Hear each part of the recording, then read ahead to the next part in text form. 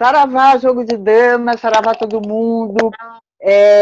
Estamos aqui nessa semana que parece decisiva para nos posicionarmos em relação à questão da reforma da Previdência, né? Eu acho que essa discussão vem vindo há bastante tempo, no sentido de convencimento da população de que a reforma é necessária e que, enfim, que a corrupção foi a causa do déficit da Previdência, mas, na verdade, assim, o que é a Previdência, né? O que é esse déficit, o tão falado déficit ou superávit da Previdência? A gente passou por uma CPI, no sentido de esclarecer isso para o povo, né? Ficou escancarado de que não existe déficit da Previdência. Existe, sim, um superávit, mas continua se a bater nessa tecla, eu hoje mesmo estava lendo um economista querendo defender oito argumentos, falácias contra a reforma da Previdência. E, para isso, então, a gente resolveu chamar uma pessoa que está militando fortemente no sentido de esclarecer as pessoas, no sentido de ajudar as pessoas a pensarem o que é a Previdência, qual a importância da Previdência e o porquê desse discurso de querer acabar com a Previdência Pública.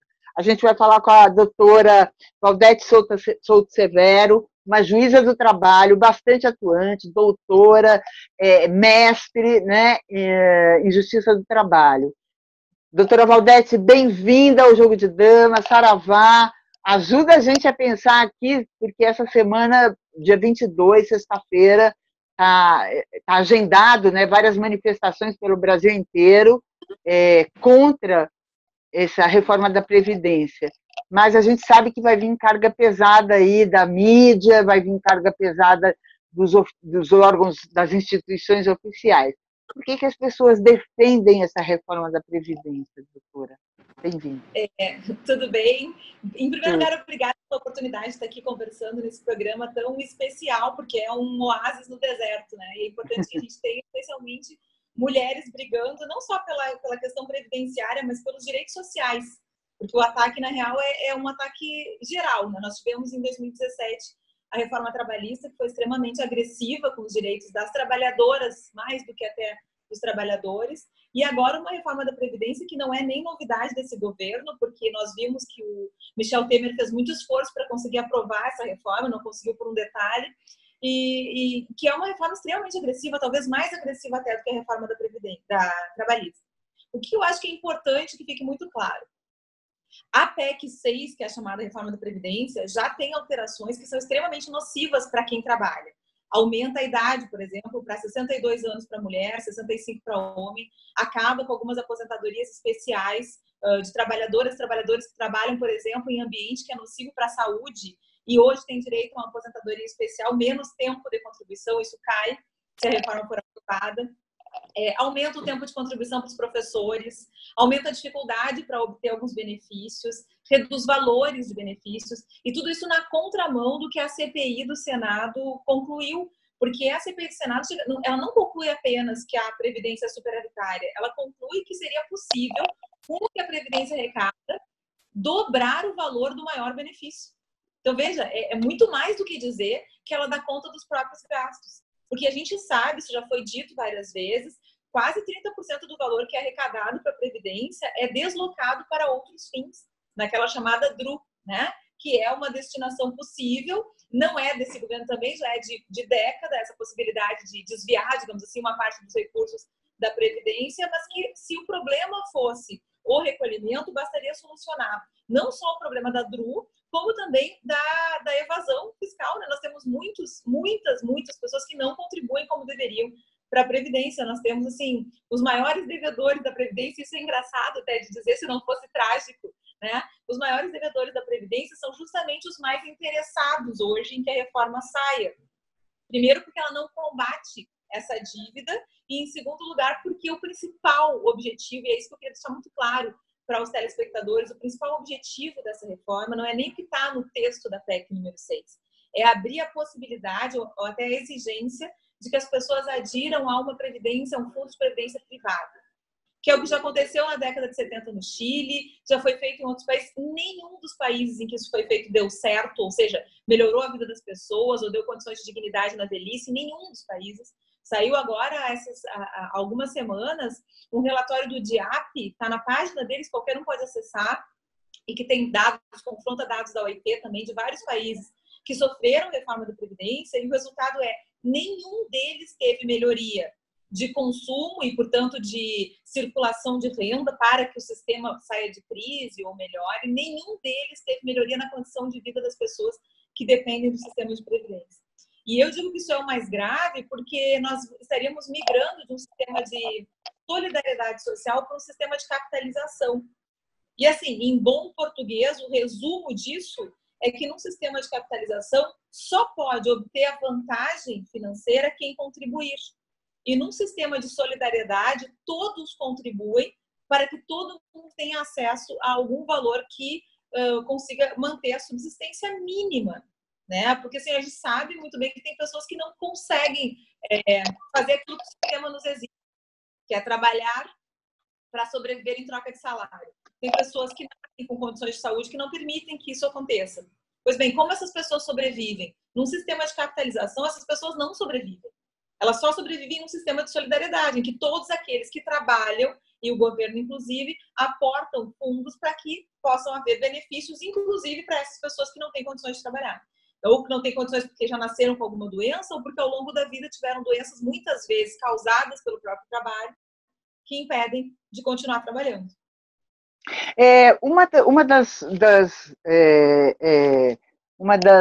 Dos argumentos, né, dessas pessoas que querem defender a reforma é que a não necessidade da revisão da dívida pública, né? Então, assim,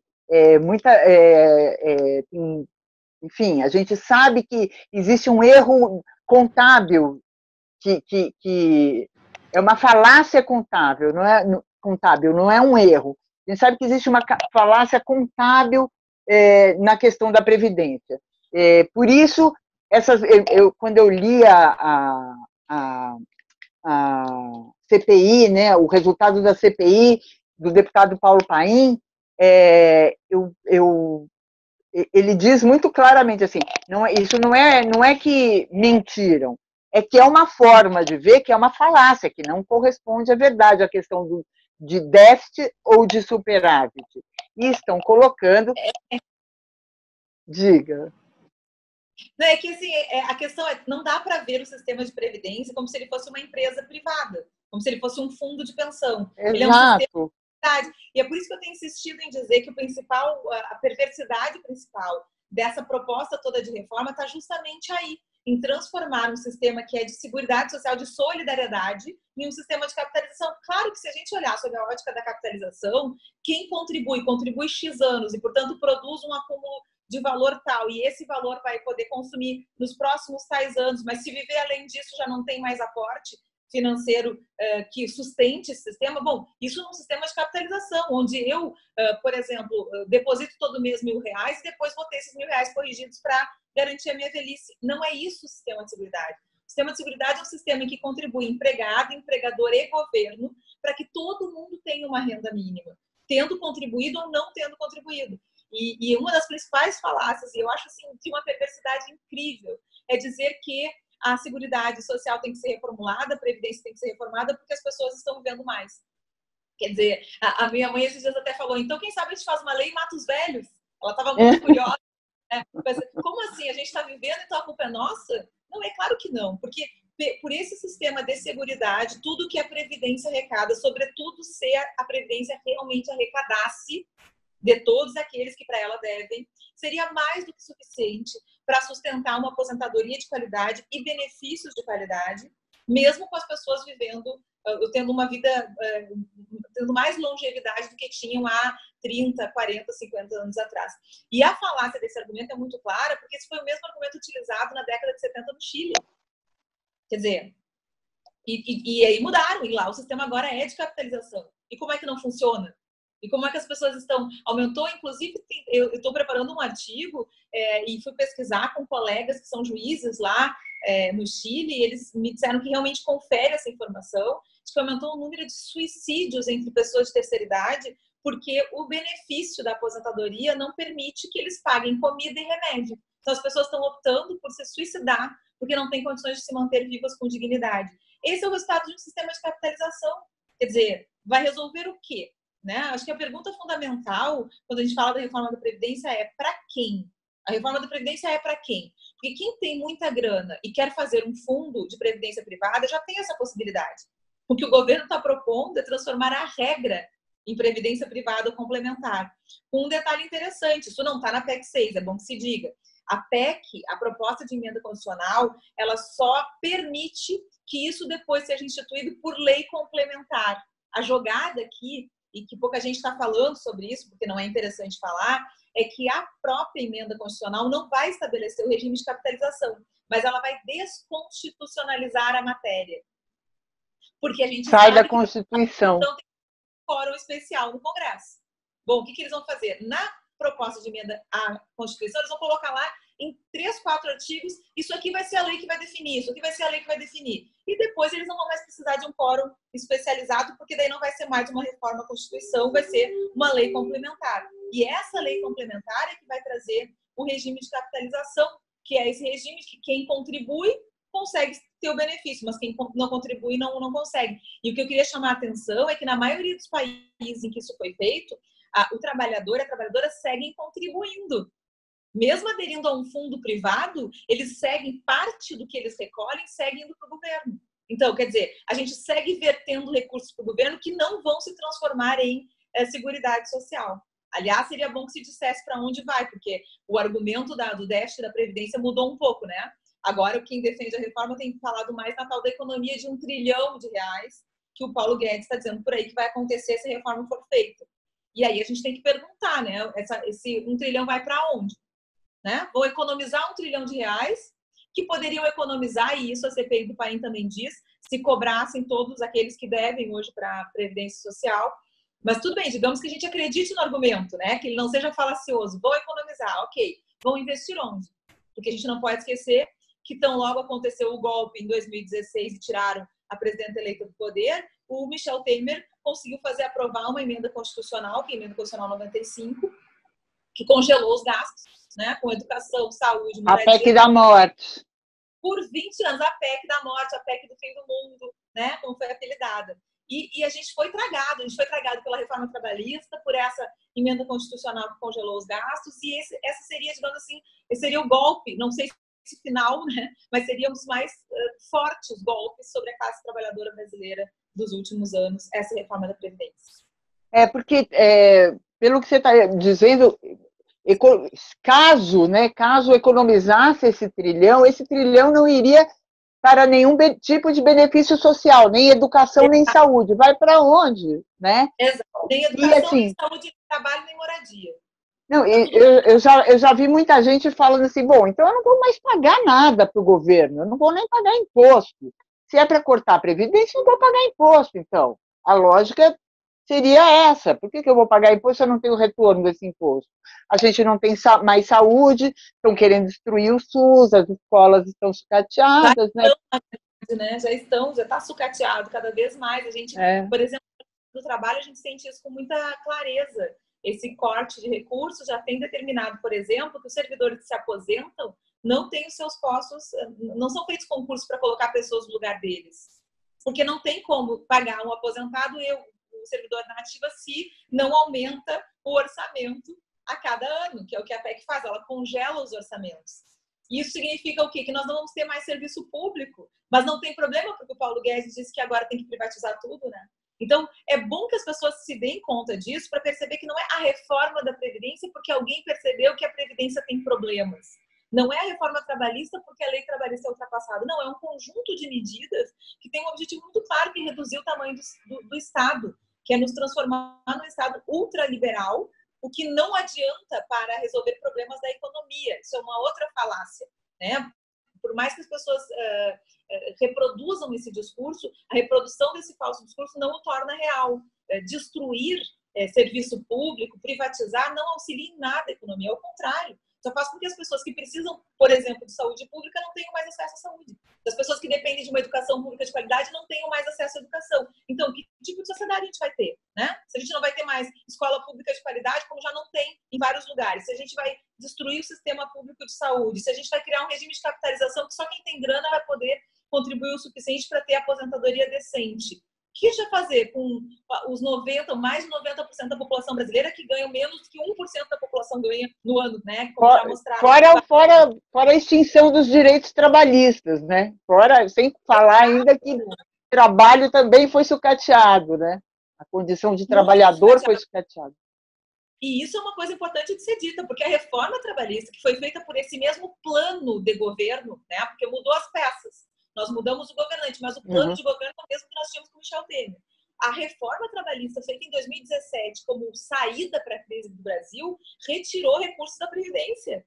Várias alterações feitas na CLT acabaram impedindo que vertêssemos recursos para a Previdência. Eu dou um exemplo. A reforma fala que tudo que é pago para o trabalhador ou para a trabalhadora a título de prêmio por produção, metas, pode ser considerado indenizatório. Isso significa simplesmente que o valor é pago, mas que não tem recolhimento previdenciário sobre isso. Bom, então das duas, uma, né? Alguém está nos mentindo. Ou precisa de reforma trabalhista e não tem necessidade nenhuma de aporte para a Previdência, porque nós estamos retirando recursos da Previdência, ou precisa de reforma da Previdência e a reforma trabalhista não foi feita por outra razão do que a retirada de direitos dos trabalhadores e das trabalhadoras.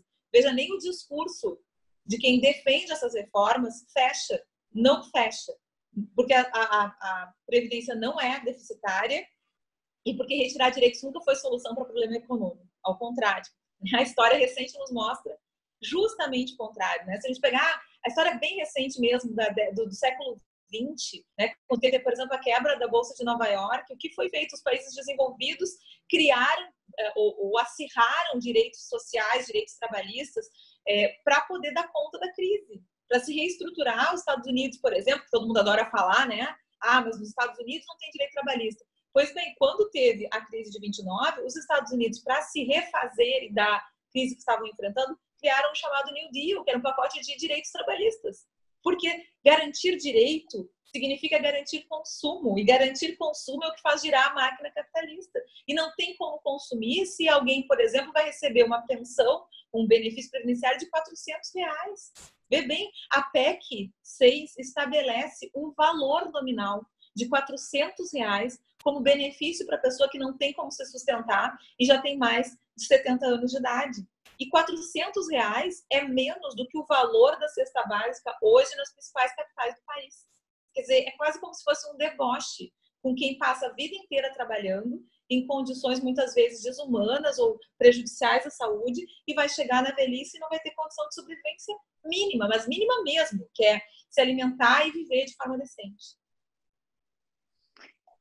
Um dos argumentos, doutora, que é muito usado e que também a gente sabe que é uma falácia, é que, para defender, né, essa reforma, é de que a reforma seria para acabar com privilégios. E aí a pergunta, por que a reforma não envolve militares, políticos, enfim,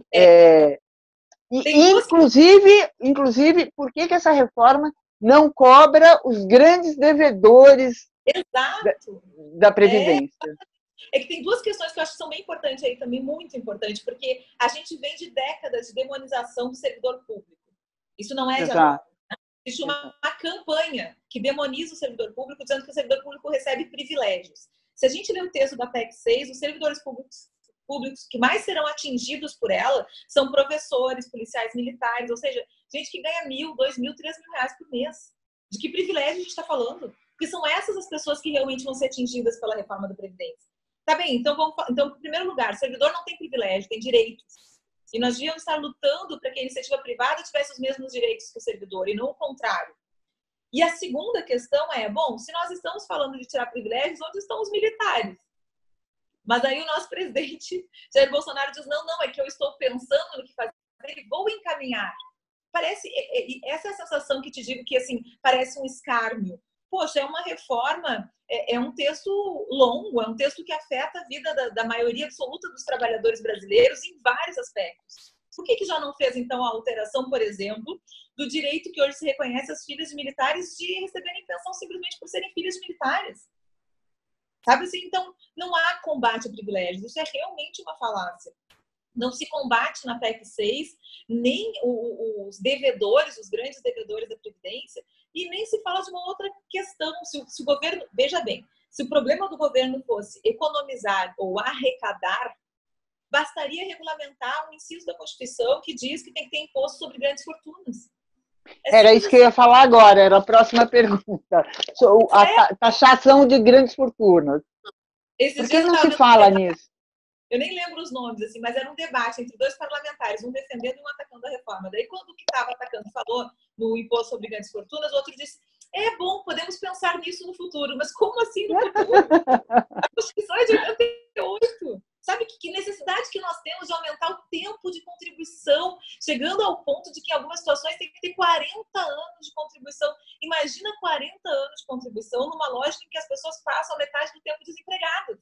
Elas têm que ter carteira assinada por 40 anos. Isso é praticamente impossível. Então, isso quer dizer que essas pessoas vão se aposentar. Não é que elas vão se aposentar com 80, elas vão morrer antes de se aposentar. Mas isso é mais importante, fazer isso com a Constituição é mais importante do que taxar grandes fortunas. Quer dizer, fala sério, com quem que eles acham que eles estão falando? Parece que é uma brincadeira de criança, sabe? Parece que não estão falando sério com a gente. Poxa, tem vários estudos demonstrando que a taxação de grandes fortunas no Brasil resolveria o problema da arrecadação de fundos para poder investir em saúde, educação, moradia, trabalho. Não é esse o interesse do governo. O interesse do governo é muito claro, é abrir um nicho econômico. E o Brasil é um dos poucos países que ainda está resistindo a isso, para essas empresas de previdência privada, que não por acaso, a maioria delas é controlada ou por multinacional ou por instituições financeiras. Que agora, hoje, eu recebi, publicaram uma cartilha explicando por que é tão boa a reforma da Previdência. Claro, para elas é ótima, né? Eu não tenho dúvida nenhuma que para as instituições financeiras que gerem fundos de pensão, a reforma da Previdência, uma beleza, vai abrir um nicho econômico que até hoje elas não têm, né? Pelo menos não com esse fôlego no Brasil. Agora, para todo o resto da população que sustenta a economia brasileira, é de uma perversidade que não tem explicação. Outro dia eu vi uma entrevista também falando que uma das categorias que mais vai sofrer são os agricultores, né? Porque o agricultor... É que a reforma praticamente torna impossível que uma agricultora ou um agricultor se aposente. Isso é uma outra coisa estranha, porque o agronegócio foi um dos sustentáculos dessa última eleição, né? E exatamente, exatamente.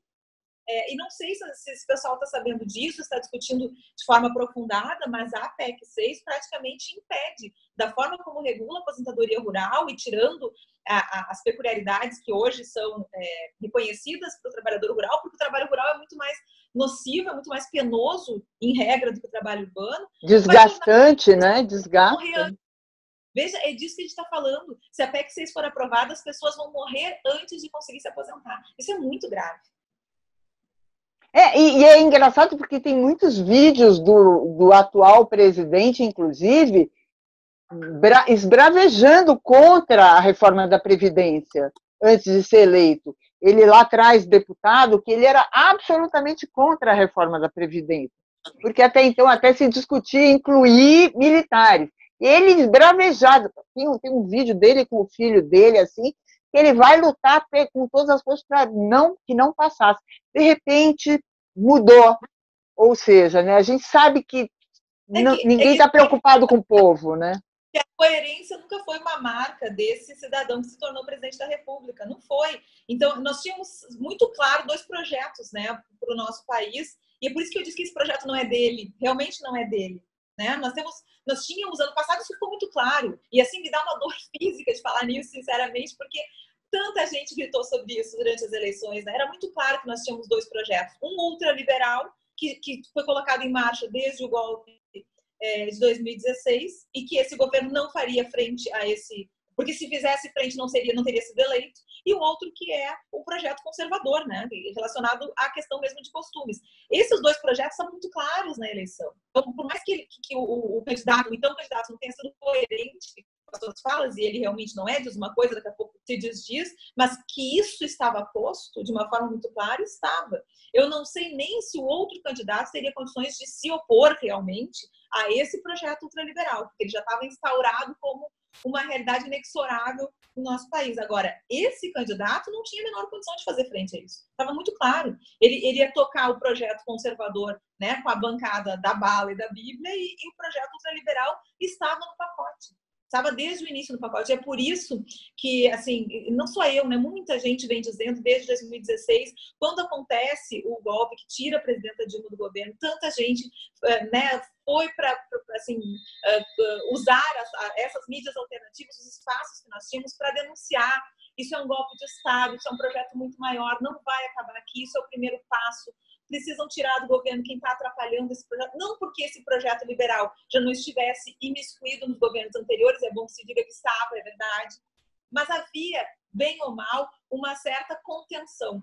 Essa contenção cai quando a gente opta pela exceção em 2016. E dali para cá tem sido, assim, terra arrasada. E para quem me diz às vezes, mas eu não acredito que vão aprovar porque o texto da PEC é muito ruim, eu lembro assim, eu também não acreditava naquela horrorosa sessão do Congresso Nacional que afastou a Dilma da Previdência. Eu também não acreditava que uma reforma trabalhista fosse passar com uma tramitação de menos de 2 meses, praticamente. Eu também não acreditava que a PEC 95 pudesse ser aprovada congelando gastos naquilo que é mais essencial para um Estado por 20 anos. Quer dizer, a gente não pode bobear, é muito sério. É muito séria a resistência, que se faça resistência a essa PEC número 6, porque a possibilidade de aprovação é real, porque esse projeto está sendo instaurado no Brasil. Ele não começa com a eleição de 2018, ele já vem de mais tempo e vem numa marcha cada vez mais acelerada, atropelando mesmo, sabe? Assim, não há uma preocupação com a morte física dessas pessoas que dependem do trabalho e depois da aposentadoria para sobreviver. Bom, doutora, a gente está caminhando aqui para o final dessa entrevista maravilhosa. Eu gostaria de dobrar essa entrevista, porque eu acho que tem muitas coisas ainda para a gente conversar e fica o convite em aberto. A gente está super disponível e aberta. É muito importante ouvir pessoas empenhadas em esclarecer. A gente sabe que o desinvestimento em educação é uma alavanca para que isso passe batido pelas pessoas, para que todo esse processo desde 2016 se agrave, né, venha se agravando, e as pessoas fiquem nessa discussão meio superficial de esquerda e direita, quando, na verdade, o que se discute são dois projetos de sobrevivência, né? Que a gente está falando de projetos de sobrevivência. Eu queria que você deixasse suas palavras finais e convidá-la de novo, convidá-la para voltar. Obrigada, eu fico à disposição. Acho que esse debate é extremamente importante e acho que a tua fala é perfeita, porque assim, se nós tivéssemos que concentrar num fato, num elemento social, o que fez a gente chegar até aqui? Porque eu acho que essa é a questão principal de reflexão, né? Como é que nós chegamos até aqui? Como é possível, por exemplo, eleger alguém claramente racista, homofóbico, enfim, como é possível que esse tipo de reforma esteja sendo proposto? Eu não tenho dúvida nenhuma que isso passa pela educação. E aí isso é importante que a gente se dê conta, porque é importante para a gente fazer uma reflexão, né, do que errou nas últimas décadas, de onde a gente deixou de atuar quando deveria ter atuado, e também do que nós podemos fazer e devemos fazer daqui para frente. O que eu acho que é importante, assim, a gente perceber, nós temos sempre algo imediato contra o que lutar. E agora a pauta da vez é a PEC número 6. É muito importante que ela seja barrada, sim. Mas nós temos que discutir, aprofundar e brigar por coisas muito mais sérias e profundas, como esse repensar do que é a educação no Brasil. E assim, só com cidadãs e cidadãos críticos, capazes de refletir sobre o que está acontecendo, a gente vai conseguir mudar o rumo dessa história. Eu acho que tem como, né? A gente está no meio de um processo histórico. E por isso que a gente está aqui, né? Porque a gente acredita que tem como reverter. Mas não é uma tarefa fácil, não é uma tarefa para pouco tempo, é uma tarefa que vai exigir muito da gente, inclusive vai exigir que a gente faça uma meia-culpa sobre o que deixou de ser feito, que precisa ser feito com urgência no Brasil, para que a gente tenha mais qualidade de ensino, para que as pessoas possam ter capacidade, condições de reação a esse tipo de ataque. Porque hoje a maioria absoluta das pessoas estão trabalhando 12, 13 horas por dia e não tem condições sequer de parar para pensar sobre isso. Não é culpa delas essa falta de reflexão, é uma incapacidade que está sendo gerada por uma educação deficitária e por um regime de trabalho quase escravo. É isso que nós temos hoje no Brasil. A gente precisa reverter isso com urgência. Gente, esse é o Jogo de Damas. Hoje a gente conversou com a doutora Valdete Souto Severo, juíza do trabalho, juíza, doutora, mestre, e eu queria agradecer demais a sua participação, assim, uma honra imensa para a gente. Convidar todos para que comentem, que divulguem esse vídeo. Esse vídeo é muito importante, não só por ser do Jogo de Damas, mas pelo tema que ele trata, que é um tema urgente, sexta-feira, dia 22, nas principais capitais e cidades brasileiras, vai acontecer movimentos contra esse projeto de reforma da Previdência, que, como ficou claro aqui, não é um projeto que beneficie ou que tire privilégios, pelo contrário, ele é um projeto irresponsável em relação aos cidadãos brasileiros. Esse é o Jogo de Damas, você pode curtir, a gente está nessa campanha para chegar nos 1000 assinantes, estamos quase lá, doutora, no YouTube, então é Jogo de Damas JDD, e no Facebook também, Jogo de Damas JDD, convidando a todos para compartilhar esse vídeo e todos os nossos vídeos, e um grande saravá, sexta-feira, todo mundo lutando contra a reforma da Previdência. Qual é a motivação da reforma da Previdência? Eu queria que todos vocês, né, de direita, de esquerda, de centro, todos vocês se fizessem essa pergunta. Porque uma coisa que me deixa meio que impressionado é como as pessoas podem estar aceitando tanto esse argumento, que é o seguinte: olha, a gente tem que fazer a reforma da Previdência porque o Brasil tem um déficit muito grande. Isso é absolutamente equivocado. Não tem sentido nenhum a discussão ser dessa maneira, porque a reforma da Previdência não pode ser feita para economizar dinheiro. Porque a Previdência tem uma função, que é uma função de oferecer uma rede de proteção social. E aí não existe economizar com isso, porque economizar com isso significa a gente morrer. Então a gente tem que ter um cuidado enorme, porque a maneira como isso vem pra gente, vem como uma economia que o governo tem que fazer. O ministro Paulo Guedes outro dia falou: não, nós vamos economizar com a reforma da Previdência 1 trilhão e não sei quem em 10 anos. Calma aí, cara, você não entende então o que é a reforma da Previdência. E aí você vê o seguinte: se é para economizar, é para pagar juros, né? E se é para pagar juros, é para bancar pessoas que não precisam dessa rede de proteção social. E você vê até o poder da empatia, né? É impossível o ministro Paulo Guedes ser empático a uma pessoa mais velha que não tem emprego, tem que comprar um remédio, que comprar ou não aquele remédio é o que vai fazer diferença nele passar da linha de pobreza extrema para a linha só de pobreza. O Paulo Guedes nunca vai ter que viver isso na vida dele, mas em compensação viveu a vida inteira de receber juros. Ele fez a fortuna toda dele de receber juros. Então ele é empático aos banqueiros e não é empático às pessoas que precisam da aposentadoria. Mas a aposentadoria não pode entrar em conta de economia. No limite, se tiver que, então corta os juros. Teria que cortar os juros que essas pessoas recebem. Não estou falando que tem que fazer isso não, mas estou falando no limite. Quem já estudou engenharia sabe o que é no limite, né? Quando você leva uma situação ao extremo para ver o que tem que ser feito, porque é melhor não pagar uns juros para alguém do que não pagar algo que faz a diferença entre viver e morrer.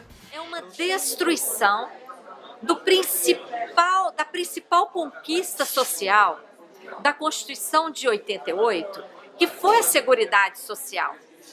A Seguridade Social engloba a previdência, assistência e a saúde, e a Constituição cuidou de criar um conjunto de contribuições que garantem o financiamento desse sistema da Seguridade. Quando fazemos uma conta honestamente, considerando todas as contribuições e as despesas com previdência, assistência e saúde, sobram dezenas de bilhões de recursos todo ano. Tanto é que existe a tal da DRU, a desvinculação das receitas da União, que absorvem todo ano um grande volume de recursos. Antes era 20%, ano passado foi aprovado o aumento para 30%. Olha só, Que incoerência! Se existisse o falacioso déficit que o governo fala, que recursos haveriam para desvincular? É uma infâmia. O que está por trás dessa reforma é uma redução do volume de recursos que atualmente são destinados para os benefícios da Previdência e da assistência social, para aumentar ainda mais a fatia dos juros da chamada dívida pública, que nunca passou por uma auditoria. Também está por trás dessa reforma o volume de negócios do sistema financeiro. Eles querem aumentar ainda mais os lucros dos planos de previdência privada e a exploração do trabalhador por meio dos planos de previdência complementar e fundos de pensão, que estão sendo incentivados por essa contra-reforma. É preciso barrar essa PEC 287. Não vamos entrar no engodo, na mentira de que os trabalhadores dos estados e municípios estão saindo dessa contra-reforma. Não estão, não. Toda a sociedade está sendo atingida. Servidores públicos de todas as esferas, trabalhadores do setor urbano e rural, ativos, aposentados, pensionistas, homens e mulheres. Todos estão sendo atingidos, futuros trabalhadores também. É preciso unir toda a sociedade, todas as entidades, os estudantes, todos os movimentos para barrar essa reforma. Essa é a tarefa do momento. Onde está não o rombo, o roubo? Quem está roubando o dinheiro dos trabalhadores? Por exemplo, amanhã vai vir documento mostrando que 100 bilhões de reais a cada 4 anos desaparecem. Retiro dos trabalhadores não passam para a Previdência. Vai mostrar que há uma dívida ativa de 426 bilhões que, se der estrutura para os procuradores da Fazenda, eles recuperam 94,2%. Ali, nós vamos mostrar que a fraude, que a sonegação, que o desvio, que esses decretos e decretos que chegam aqui no Congresso, retire-se o dinheiro da Seguridade e mande para outros fins, são retirados. O dinheiro da DRU, que assalta em 30% o dinheiro da Seguridade. A CPI, com todos esses números e dados, nós vamos mostrar aos senadores e deputados onde está o furo da bala. Nós vamos mostrar o que está acontecendo e o que tem que ser feito. Não é tirar o direito do camponês, do trabalho rural, da doméstica, daqueles que ganham, porque ninguém ganha mais na Previdência hoje em dia, mais do que 5 salários mínimos. Ninguém ganha, só daí para baixo.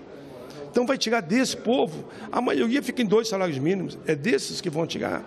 Nós vamos mostrar que não precisa mexer na aposentadoria do homem do campo, da cidade, do servidor, porque o servidor, eles falam o seguinte: não, vamos atacar o servidor, porque desde 2013 ninguém mais se aposenta, a não ser com o teto do regime geral, que é mais ou menos isso que eu te falei, fica em torno de 5 salários mínimos. Essa é a realidade dos fatos. Então a CPI vai cumprir sim um papel fundamental.